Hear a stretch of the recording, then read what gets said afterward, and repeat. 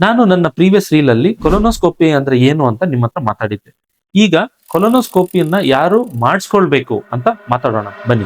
ನಮಸ್ತೆ, ನಾನು doctor Hitesh MR, MD, DM, medical gastroenterologist and medical director at Bharathi clinic, Hassan. ಈ ಕೊಲೊನೋಸ್ಕೋಪಿಯ ಸೂಚನೆಗಳು ಬಂದು, ಒಂದು, ಮೋಷನ್ ಅಲ್ಲಿ ರಕ್ತ ಕಪ್ಪಿರ್ಬೋದು ಅಥವಾ ಕೆಂಪಾಗಿ ಮೋಷನ್ ಹೋದ್ರೆ. ಎರಡನೇದು ಆಲ್ಟರ್ಡ್ ಬೌಲ್ ಹ್ಯಾಬಿಟ್ಸ್, ಅಂದ್ರೆ ಒಂದಿನ ಮೋಷನ್ ಟೈಟ್ ಆಗತ್ತೆ, ಒಂದಿನ ಮೋಷನ್ ಲೂಸ್ ಆಗತ್ತೆ.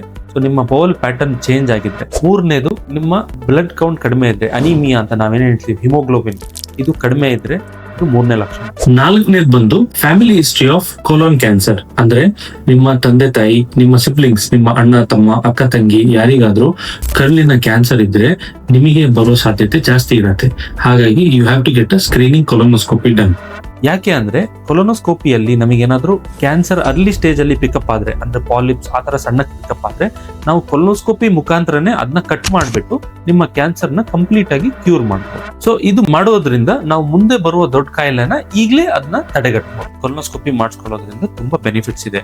ಈಗ ನಾನು ಹೇಳಿರುವ ಯಾವುದೇ ಸೂಚನೆಗಳು ನಿಮ್ಮಲ್ಲಿ ಇದ್ರೆ ನಿಮ್ಮ ಹತ್ರದಲ್ಲಿರುವ ನಿಯರೆಸ್ಟ್ ಮೆಡಿಕಲ್ ಗ್ಯಾಸ್ಟ್ರೋ ಡಾಕ್ಟರ್ ಅನ್ನು ಭೇಟಿ.